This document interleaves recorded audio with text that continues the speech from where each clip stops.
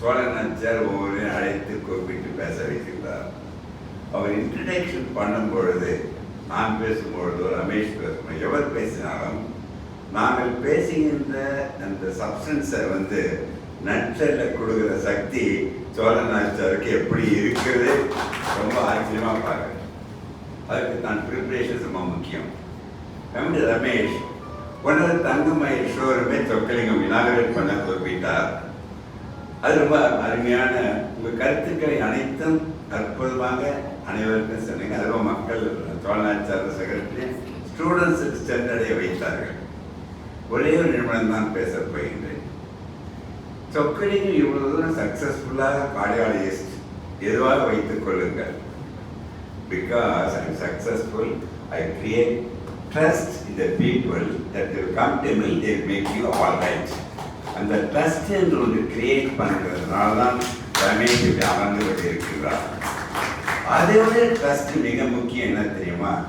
மக்களிடம் trust create பண்ணுறதை விட தன்னுள்ளே இருக்கின்ற ட்ரஸ்ட் நம்பிக்கை இருக்குதுல்ல, அது இருந்தால்தான் நீங்கள் மற்றவர்களை ட்ரஸ்ட் உண்டு பண்ண முடியும். ரமேஷுக்கு self trust is very very இம்பார்ட்டண்ட்டாக வச்சுருக்காரு. I really appreciate Ramesh. ஒன்று சொல்கிறேன். ரமேஷ் என்ற ஏ உயிருடன் இருக்கிறார்.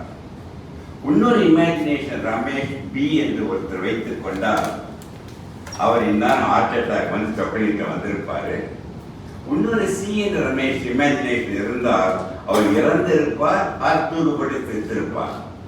அனைத்தையும் மீறி தன் சகோதரர் ரமேஷ் இங்கு இருப்பதற்கு காரணம் அவர் தன் உள்ளே இருக்கின்ற ட்ரஸ்ட் என்ற ஒரே ஒரு காரணத்தை மட்டும்தான் நாம் விட்டுக் கொடுக்கக்கூடாது.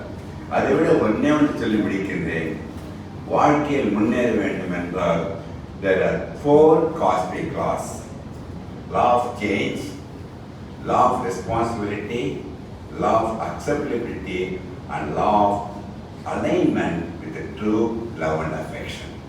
எப்போது நீ சமுதாயத்திற்காக செய்யப்படுகின்றாயோ சமுதாயம் உன்னை தூக்கி பிடித்துக் கொண்டே இருக்கும்.